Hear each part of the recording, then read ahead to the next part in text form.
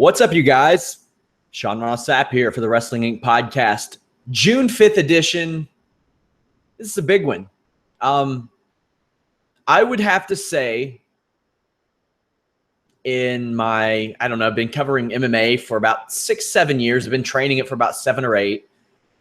The last 24 hours are probably the most newsworthy 24 hours that I have ever covered in combat sports for a multitude of reasons, positive, negative, indifferent. A lot of stuff going on right now, guys. It would be, I think just almost disrespectful to not lead with the passing of Muhammad Ali. I am from Kentucky, and he is he's highly regarded everywhere, but in Kentucky, it's almost at a different level. He's a special kind of hero here to at least some people. Passed away at the age of 74. His son-in-law, Kevin Casey, actually fought on tonight's UFC 199. Looked really deflated, honestly. Fought to a draw. Yeah, this is a guy who, at the time, during his career, was very polarizing. Still to this day, you'll see a lot of polarizing stuff. You see a lot of people hating on him for the draft dodging thing, but you got to remember this was a different period. This was, a decade when a lot of black leaders were being assassinated and African Americans were being mistreated and segregated. And, this guy didn't feel like he should be forced to fight a war that he didn't believe in. And it cost him several years of his career and, a hit to his reputation. Later on, he would rebuild that reputation and help negotiate the release of hostages and continued to have a great boxing career after he was reinstated and he appealed the decision and things like that. He was a special kind of human being. He suffered from Parkinson's disease the last few decades of his life and made a couple of WWE appearances. He did one. This was a guy who you could tell understood the business of professional wrestling, even though he was never really trained in it.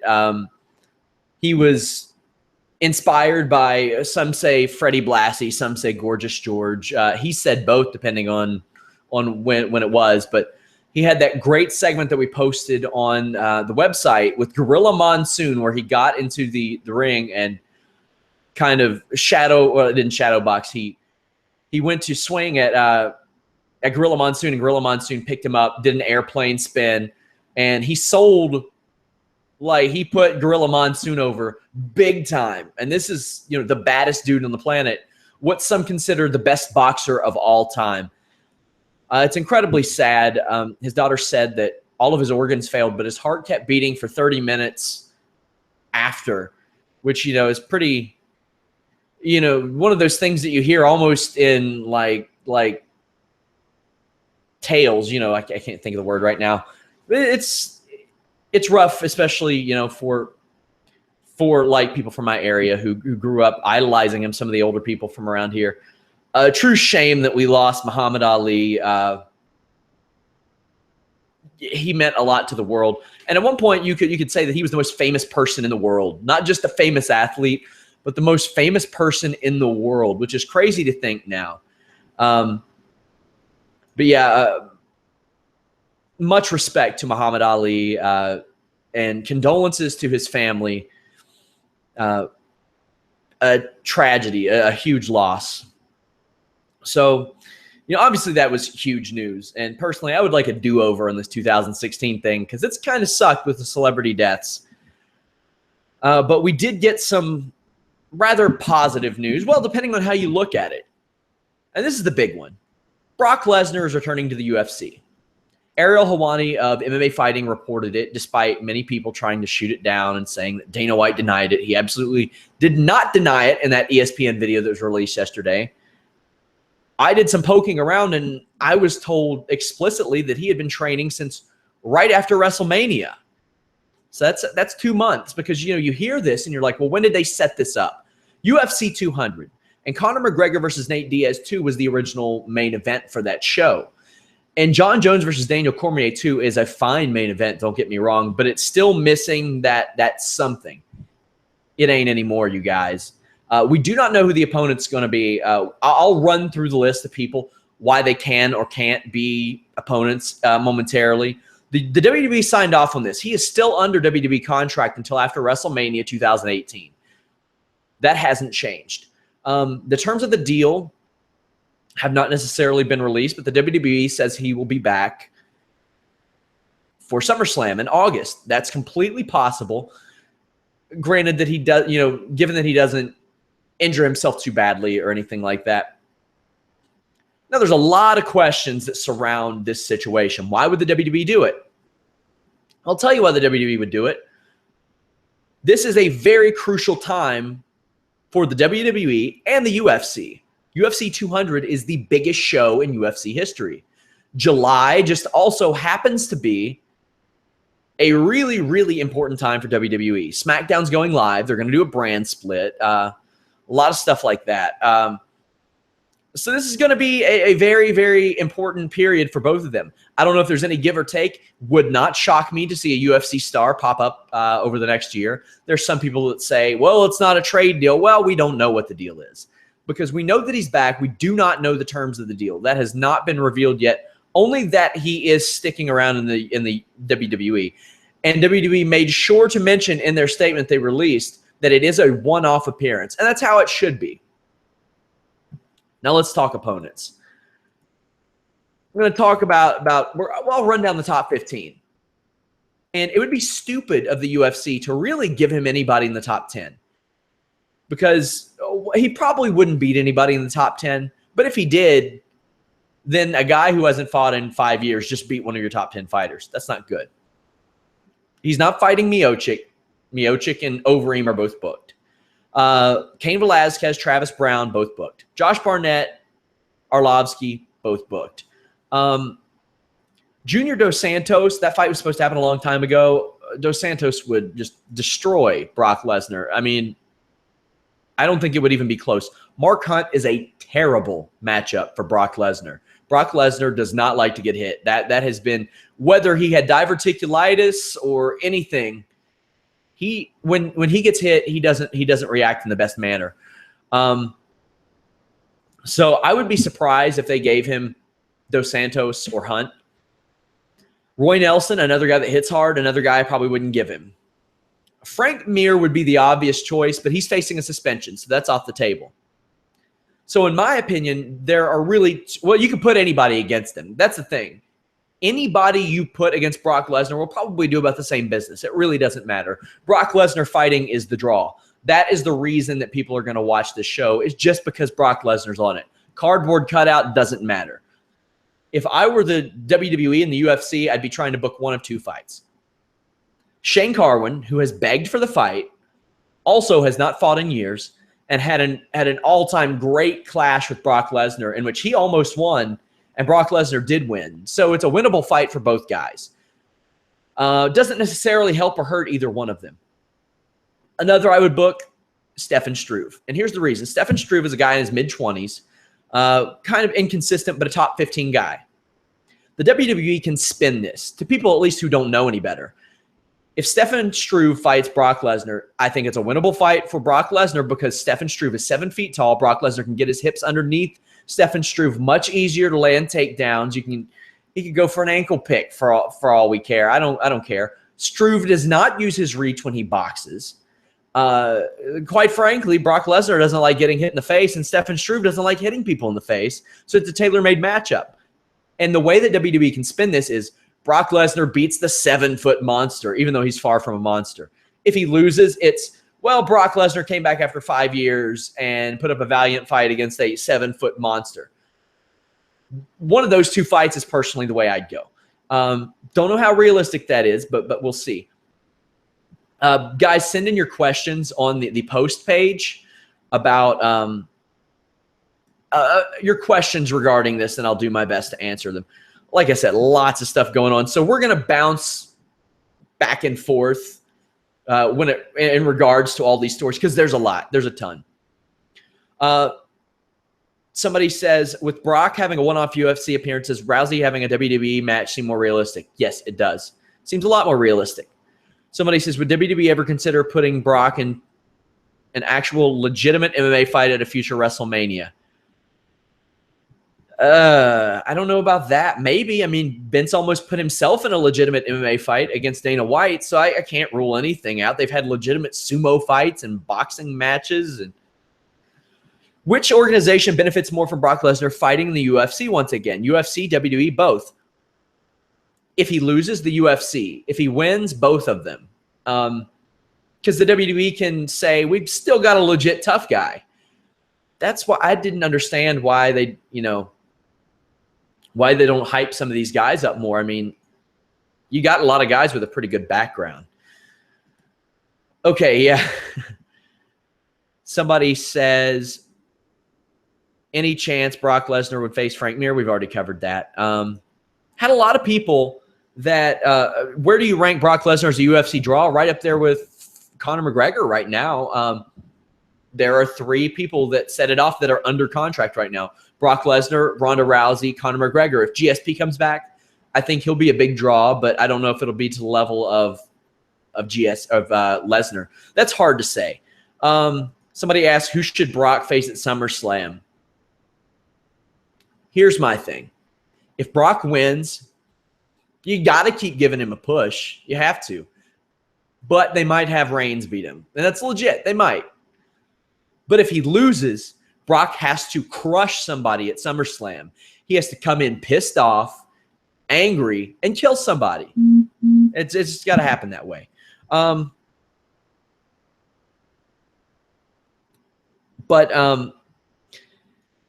Yeah, crazy news. We got the news earlier this evening and seemed a little out of nowhere. Helwani is a dead-on reporter, though, you guys. He is, if he reports it, it's probably going to happen. So, I mean, I definitely believed it when I heard it. And then that commercial aired. There was a commercial for UFC 200 that aired, and Brock Lesnar was shown at the end, and it had the "Do you see me now?" quote and him smiling. Somebody asks, where does this leave CM Punk? Same place he was before, waiting to get healthy and be ready for a fight. Another big fight that was booked. Conor McGregor, Nate Diaz 2, UFC 202, August 20th. This is going to be a big pay-per-view year for the UFC, just like last year was. And they had a couple of years that were really rough after the Lesnar era. This fight didn't need to be on UFC 200 if Lesnar was going to end up being on it. So this was a good move for all involved. Now the John Jones, well, not John Jones, but the Misha Tates, the Frankie Edgars, the Jose Aldos that were going to miss out on potential extra pay-per-view dollars by losing Conor McGregor have a better chance now that Brock Lesnar's on the show. Meanwhile, the UFC gets another major fight a month and a half later, at UFC 202 with McGregor and Diaz 2. You can put absolute horse shit on that show underneath McGregor Diaz 2, and it's going to draw. It did 1.5 million on 2 weeks' notice. So glad to see that got made. And respect to Nate Diaz. For a long time, I thought that he had some really unrealistic expectations before the McGregor win, not since. But he stood up for himself. The UFC took Conor McGregor out to lunch and booked this fight or came to terms with him on an agreement. Then just called up Nate Diaz and said, okay, here we go. You ready for this fight? And he said, no, where's my damn lunch? Why don't I get wined and dined? I won the damn fight. Good for him. And apparently the terms that he demanded were not something the UFC was happy with. But you know what? Good for him. He won the fight, and he isn't the draw. McGregor is the draw. We got to be fair. But that fight, it takes 2 to tango, and that is the biggest fight they can do right now. That is who McGregor wants. I hope to God it's at 155 pounds and not 170. That's where Diaz wanted it, to eliminate any excuses. That's where it needed to be. McGregor had to kind of like actively gain weight in order to make 170. So, don't know how I feel about it being at 170 if it is at 170. That's another major pay-per-view card. And they're going to have another major pay-per-view card in November if everything works out okay. It really depends.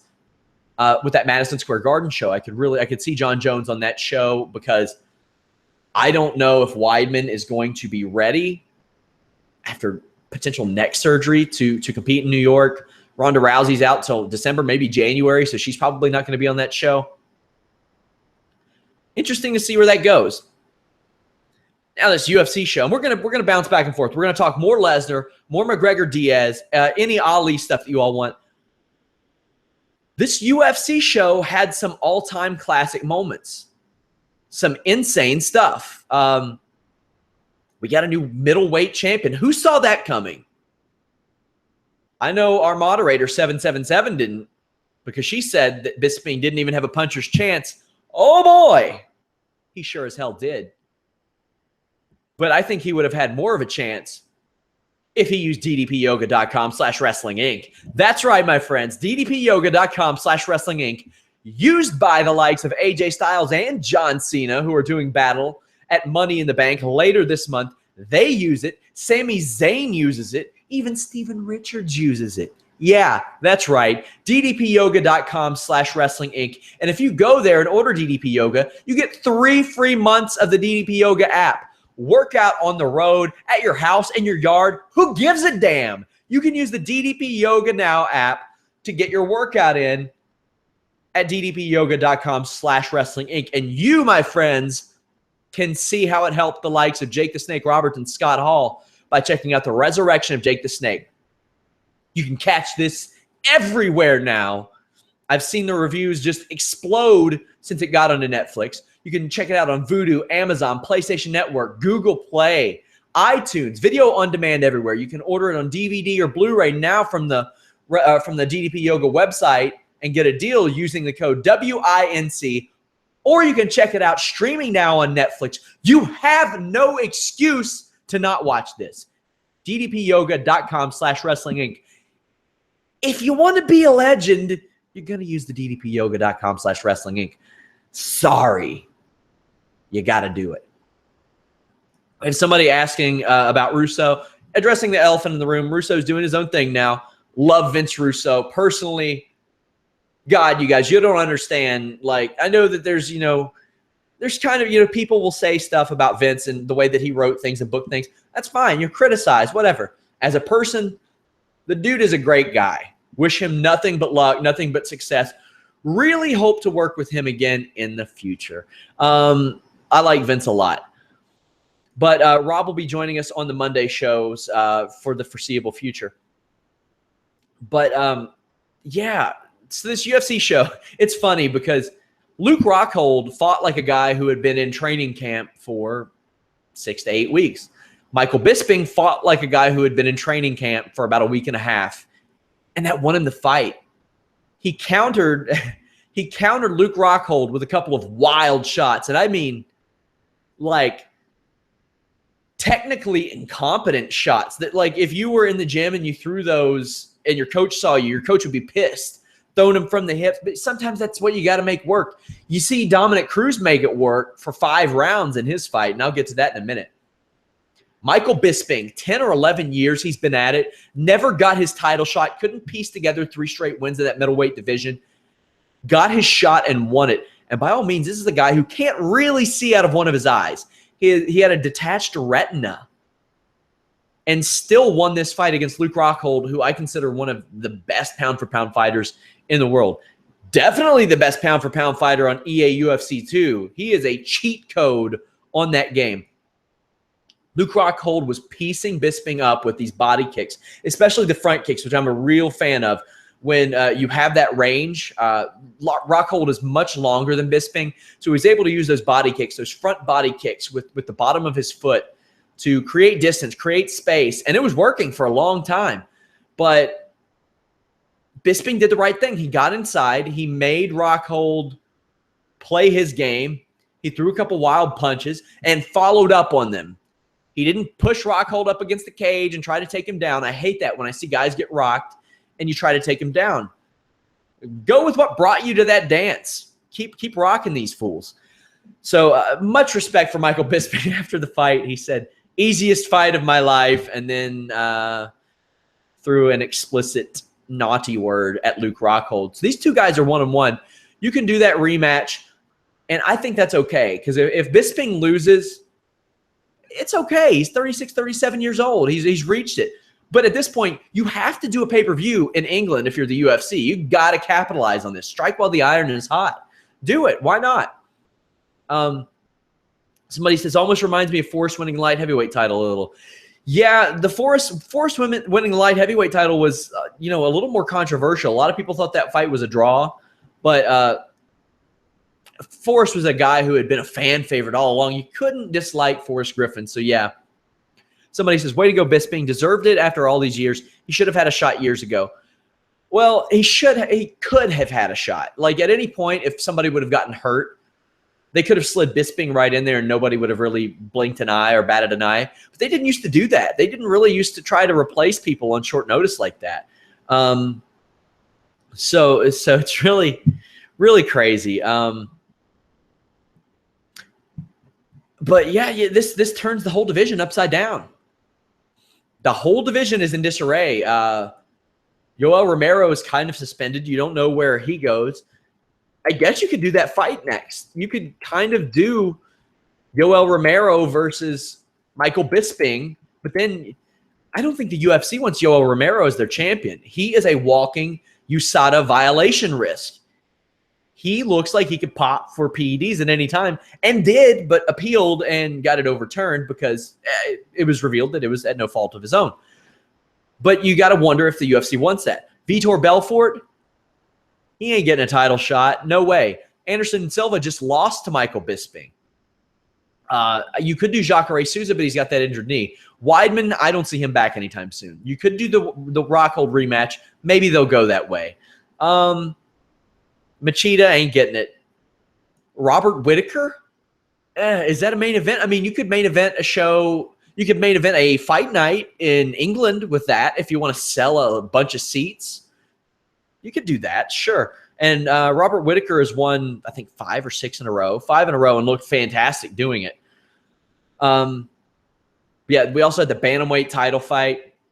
Dominick Cruz just dominated Uriah Faber. And Uriah Faber's really good. He's going to beat almost anybody else in that division. I would love to see him fight TJ Dillashaw. If he can't get past Dillashaw, let him do what he wants. If he wants to keep fighting, whatever. But I think that's a big fight you can still get out of Uriah Faber. Dominick Cruz is a master of deception.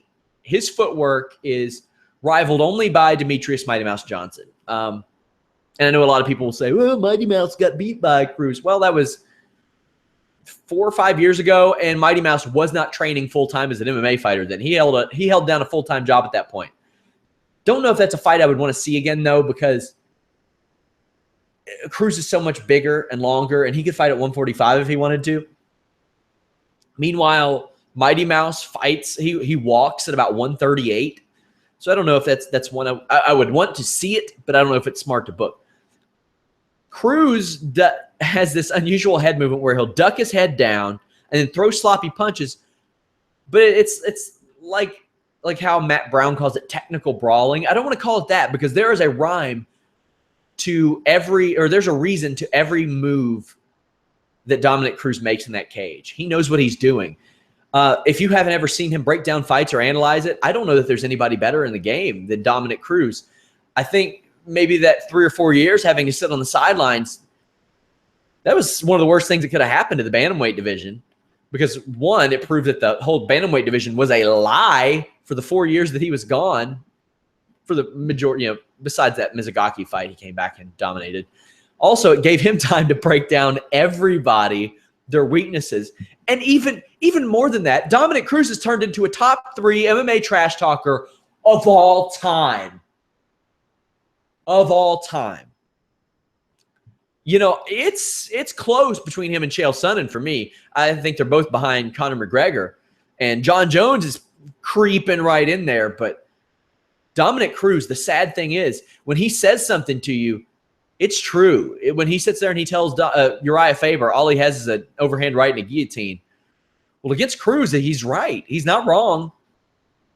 Because Cruz not only insults you, he breaks you down and he analyzes why you suck as a person, a human being, a fighter, all that. Like, he comes in there with God mode on, his ammo full, unlimited lives, and invincibility on at the same time. And he just turns on the turbo button and unleashes shit at people. And he's gotten amazing at it. Dominick Cruz is really, I don't know what happens in that division. What do you all think? Michael McDonald just came back. Can't do him. Sterling just lost. Garbrandt just had his first test. You can't do that to Cody Garbrandt, can you? I know that Faber was kind of angling for it, but you can't do that to Cody Garbrandt right now. That's throwing him. That's a little too much. John Dodson, maybe, but I think that he would run into the same problems that Mighty Mouse would times 10 because he's not as good as Mighty Mouse. He's a little bit shorter, a little bit smaller than Mighty Mouse. And, you know, it's funny because Mighty Mouse is booked for the next two fights, Wilson Hayes and the winner of the Tough tournament. So he's booked through the end of the year. They can't go back on that. What about Cruz? Almeida just lost too. This is a weird situation. Maybe Caraway? Could you imagine the unbelievable ass kicking that would happen if Dominick Cruz faced Brian Caraway? And Brian Caraway's good. Don't get me wrong, he's good. But Dominick Cruz is on a different level.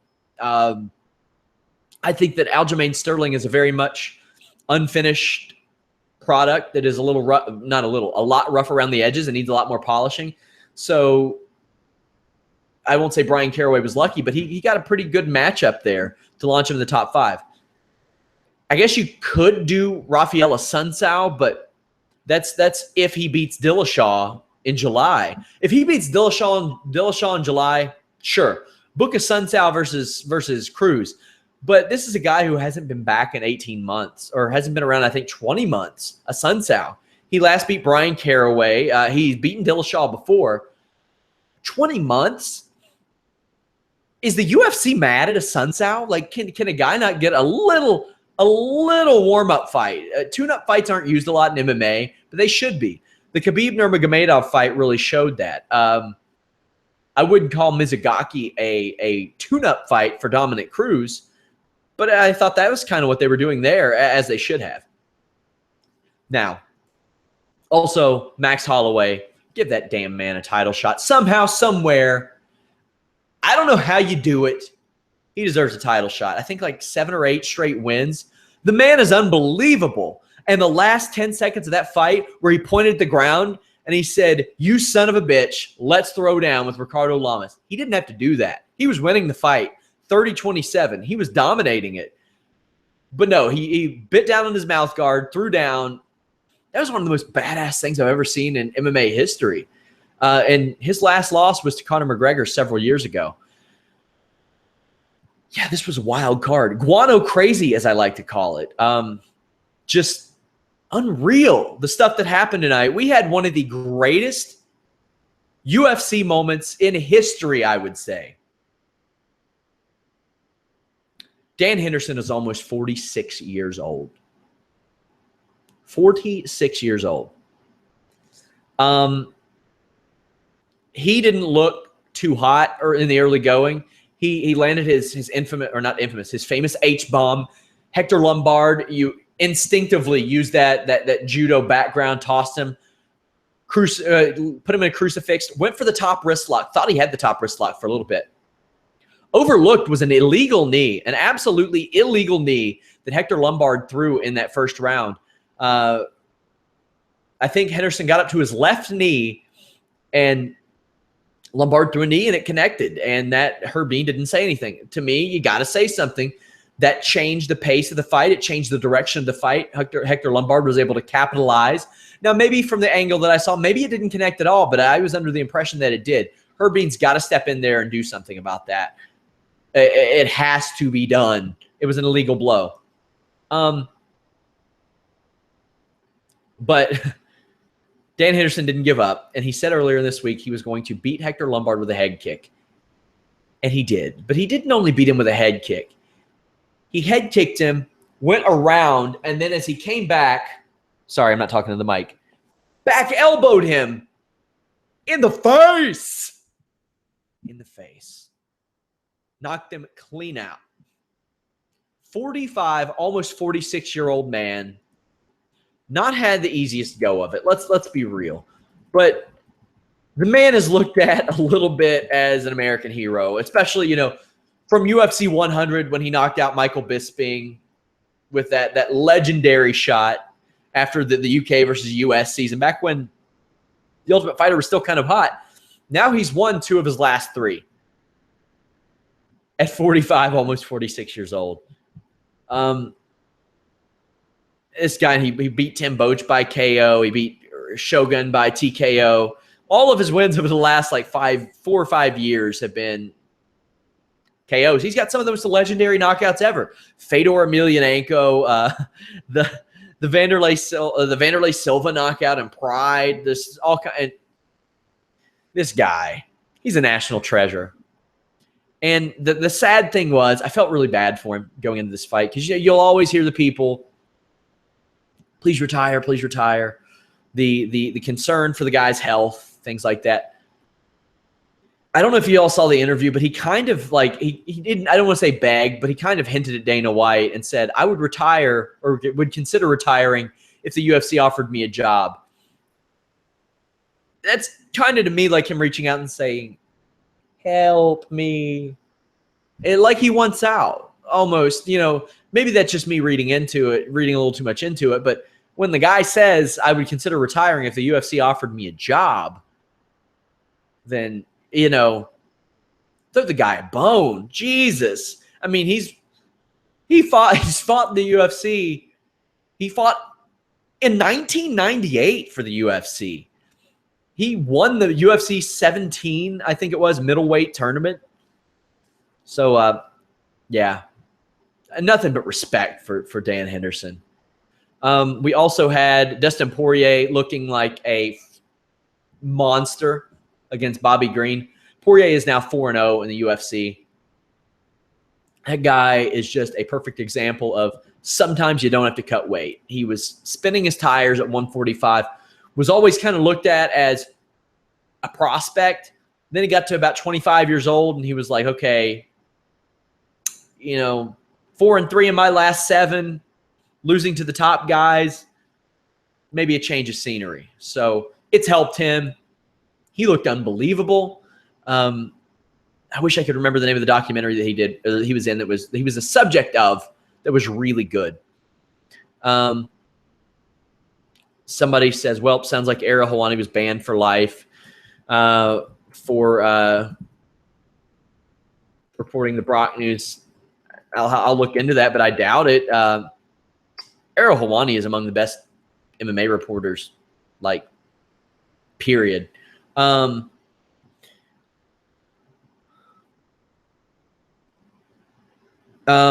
yeah, I'm reading this, that Ariel Helwani and the MMA fighting team were escorted out of the building by Zuffa staff, and the credential was taken away. In my opinion, that is inexcusable. That is horrible. Ariel Helwani is among the best in the business, and MMA fighting is incredible at what they do. Incredible. And just because, I mean, this is a guy who got fired from Fox because he talked to Rory McDonald on his podcast about possible free agency and maybe going to Bellator afterwards. You can't do that. And now WWE is very selective of who they give interviews to. If you all notice, a lot of times they won't give interviews to pro wrestling sites and stuff. They'll give it to local, like, NBC affiliates because they know we're going to cover that anyway. But to their credit, when I was at the Arnold Classic this year, their PR people were like, yeah, here you go. Interview American Alpha, interview Alexa Bliss. They'll tell you where to stand and, you know, tell you if anything's off limits. But, you know, they're not like, okay, well, you know, we report the good and the bad about WWE, TNA, anybody. TNA's never we've reported a million bad things about TNA, and I have great relationships with a ton of their talents, and yeah, I'd like to think a good relationship with the company. But yeah, that's horrible. News is news, guys. It's inexcusable, disgusting. You know, and I don't know what Ariel Helwani's background is. I went to school for a long time to just to be able to do this. All I wanted to do is write about wrestling and MMA. That's it. And if I had worked as much as he has, and he's worked more than probably anybody in MMA right now, maybe not more than Kevin Iole, I'd be heartbroken. And you know, I hope that other journalists take a stand with this. I hope that people ask Dana White about it at the press conference, which might be going on any moment now. Horrible, horrible. Somebody says, what's the prediction for total PPV buy rate for UFC 200? I'm saying between 1.5 and 2 million. I think this is going to break the record. I really do. Prediction for total pay-per-view buy rate for Diaz versus McGregor II. I'd say anywhere between 1.4 and 1.7. I think that will be a giant pay-per-view as well. Somebody says that first fight of the night, I missed it. I didn't get to see it, and I heard it was great. I will get to check it out tonight. Somebody says, I wish the WWE had some more pay-per-views in the UK or other countries. Just my opinion. They will. They'll do some more stuff there. Probably, you know, network specials, things like that. Somebody says, Cruz is the smartest fighter in the business. Yeah, I agree. I think Mighty Mouse is up there with him, too. You know, an underrated one, people that people don't realize, Miesha Tate is an incredibly, maybe not necessarily in the cage, but when you hear her break down stuff, she's really, really, really good. If she could get more natural behind a camera, or in front of a camera, rather, I think she could have a career. I mean, of course she could. She's a beautiful woman that knows what she's talking about.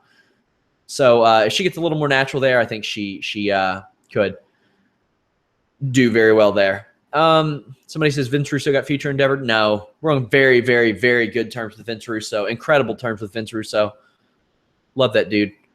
Somebody says DDP Yoga is the bee's knees. Hell yeah, it is. I love DDP Yoga. No kidding, guys. This isn't just me pitching this.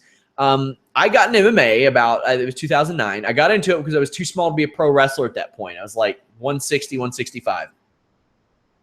My first week of training, I ended up getting an injury which led to 2 bulging discs in my neck. Those 2 bulging discs pressed down on the nerve that runs down this arm. So for several years, I really had not a lot of power in this hand. I couldn't feel these 2 fingers, and my right side was starting to atrophy. I'm ambidextrous, so that helped me out a little bit. And I was terrified of surgery, and I couldn't afford surgery. I was really, really scared of it. I also had 2 in my lower back, ironically, that pressed down on the nerve that ran down my leg, and that still got some atrophy and stuff to it, but I'm working on that. But I did DDP Yoga, and it completely alleviated the pain in my on those 2 bulging discs. Like, I don't have bulging discs anymore. So it's pretty awesome. I owe a lot to DDP Yoga. That's why I contacted them and said, hey, would you like to be a sponsor of the Wrestling Inc. podcast? Because you helped me, and I want you to help other people. They just got some free ad time right there. Damn. Who should Brock face at SummerSlam again? Like I said, I think WWE will, and it's going to be so transparent. And you all know I'm a Roman Reigns supporter in general. I do not like what they did on Monday with the Seth Rollins shit, where they were like, please cheer Roman, please cheer Roman. Because they were so good for about 2 months of just like, do what you want, boo him, cheer him, whatever the hell, just react to him and care about him. And with AJ Styles, people did.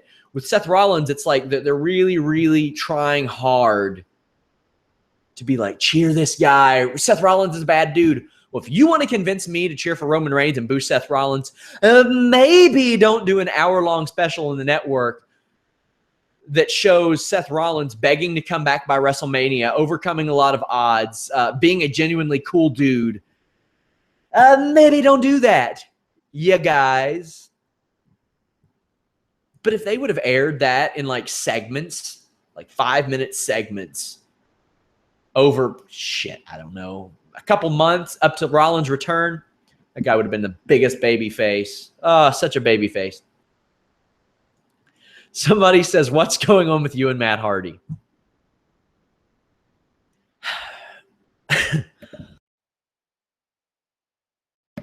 Okay. Matt Hardy is a guy who I have considered a friend. I like the dude when he's got his head on straight. I've interviewed him several times for the site. Last year, I interviewed him when he was in higher spirits, I'll say. I interviewed him earlier in the year when he was going through his big money Matt phase, and he was kind of rude to me. And I sent him a thing. I spoke to the Pope, D'Angelo De Niro, Elijah Burke this week. I spoke to Shane Helms this week. I'm speaking to EC3 next week. Do a little promotion for Slammiversary. Like all three of those guys, love them to death. All three have been incredibly helpful in my career. I sent Matt a DM that said, hey, Matt, do you have any time to speak about Slammiversary and a few other topics? Because I want to promote the show. I want to help you guys. Because if we help out TNA, that's good for them. Also, it encourages you guys to come to our live viewing parties that we do. Because shit gets wild in there. People have a good time. People comment on the boards, all that stuff. Let me find the message. Matt says, no, you were not there to support Matt Hardy when he was on top of the world. You disavowed me and broke my spirit. You don't deserve to speak with me or be exposed to my essence. You do not even deserve this response. Be gone. Damn. Damn. So I made a comment because a few people that are coming to my wedding in September said something about having EC3 do a run-in. And then I jokingly said, well, if you could get Matt Hardy to officiate the wedding, that would be great. To which he replied, I would rather officiate your funeral. To which I replied, maybe that will happen when I die of laughter after Jeff Hardy beats you at Slammiversary. All in good fun, right? I wake up this afternoon from a rare nap. I don't take a lot of naps. And I get a voicemail. I wish I had my phone handy so I could just show you all that it pulled up. And I open up the voicemail and it says, hello, Sean. This is Matt Hardy. I hope your weekend is full of desolation. Goodbye. And that was it. That was it. He said that he wished my weekend was full of desolation. Can you believe that? What'd you all think about that segment? That Brother Nero segment. I got some insight on that segment. Jeremy Borash produced that by himself over the course of like 5 hours. That's impressive because that was one of the best shots, best produced things that I've seen recently. I love that they left Matt getting clipped by the bottom rope in. It was fantastic. Either you love it or you really hate it. Who leaves voicemails in 2016? Matt Hardy leaves voicemails in 2016. That's who leaves voicemails in 2016. But yeah, this Brother Nero thing, they filmed it with drones. Like, why hasn't anybody thought of that before? Somebody says, play the voicemail. I don't know if I still have the voicemail. Here's my phone. I don't think I had the voicemail. No, I don't. But I'm sure he'll say something about it on Twitter because it's Matt. Yeah, wild night, you guys. Somebody says Brock versus Nakamura at SummerSlam. Nakamura gets mega over in defeat. I don't know. I mean, it would be a hell of a match. Be a fantastic match. You know, I'm gonna chime in, or I'm not gonna chime in. I'm gonna sneak in on these YouTube people who I never pay attention to because it's really hard to follow that, honestly. And see what they're asking. Somebody says Sean gonna pull a Jon Stewart. No comment. No comment. Somebody says he's just being a heel. Whatever. Somebody says, I live in Cincinnati, and the only thing people in Kentucky talk about with their pride is college basketball. Come on, Sapp. That is one of the most dumbass things I've ever heard. Muhammad Ali is a Kentucky treasure. No offense for your really terrible comment. Somebody says, Sean versus Matt at SummerSlam. Maybe. Somebody says, LOL, this is a Sean and Matt Hardy feud.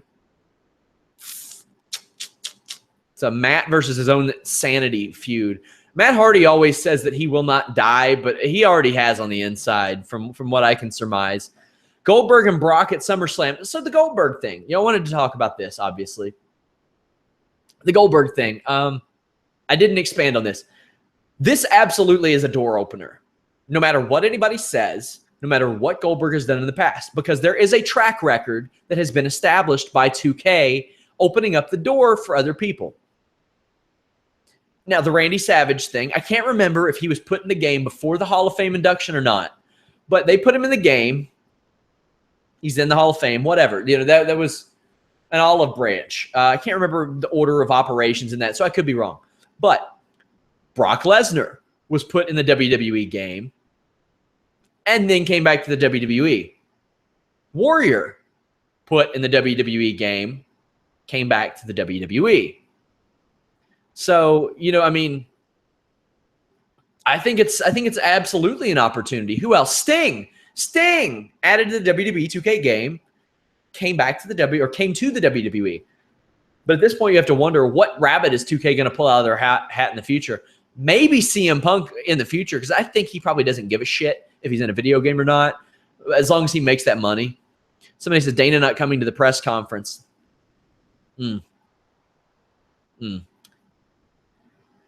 Well, here's the thing. This makes me hope that the UFC sells because, well, I don't know, because if it sells to a Chinese company, it might not be much better. They like to keep things pretty controlled. Somebody says Brock is fighting Mark Hunt. Hope not, for his sake. That's bad. Brock Lesnar getting hit by Mark Hunt one time. Bad news. Guys, I'd like to thank you all so much for joining me. Somebody says Dana is already getting crap from other reporters about the Ariel situation. I will ask who. Oh, yeah. Somebody says leg kick TKO on Twitter. She swapped the piano playing with real songs. I've seen it. If I'm pronouncing it right, Jessica Hundal. Unbelievable. Great stuff. Like it'll show Jeff entering the room and like Matt's playing the Halloween theme or like a piano version of John Cena's My Time Is Now. Yeah, really good stuff. Guys, thank you so much for joining me. It's not often we do these MMA shows, but I love them. I love doing MMA shows. If I had a little more time and somebody to bounce things off of, I'd be able to elaborate a little more and expand. I don't know how interested you all are in the technical aspects of MMA, because I know this is a primarily pro wrestling audience, so I don't want to maybe bore you by that. But yeah, if you all like it, we'll get into more of it. Absolutely love talking MMA and pro wrestling with you all. And the crossover is my absolute damn favorite. Go to ddpyoga.com/wrestlinginc. I am Sean Ross Sapp. Follow me on Twitter at Sean Ross Sapp. You can buy a Wrestling Inc. t-shirt at ProWrestlingTees/WrestlingInc. You can buy a Catch as Catch Can of Wrestling or a Kraken Fight Team shirt. In my opinion, our fight team has the coolest logo in all of MMA. Get that at ProWrestlingTees.com/Sean Ross Sapp. Guys, thank you so much. Until next time, I am out.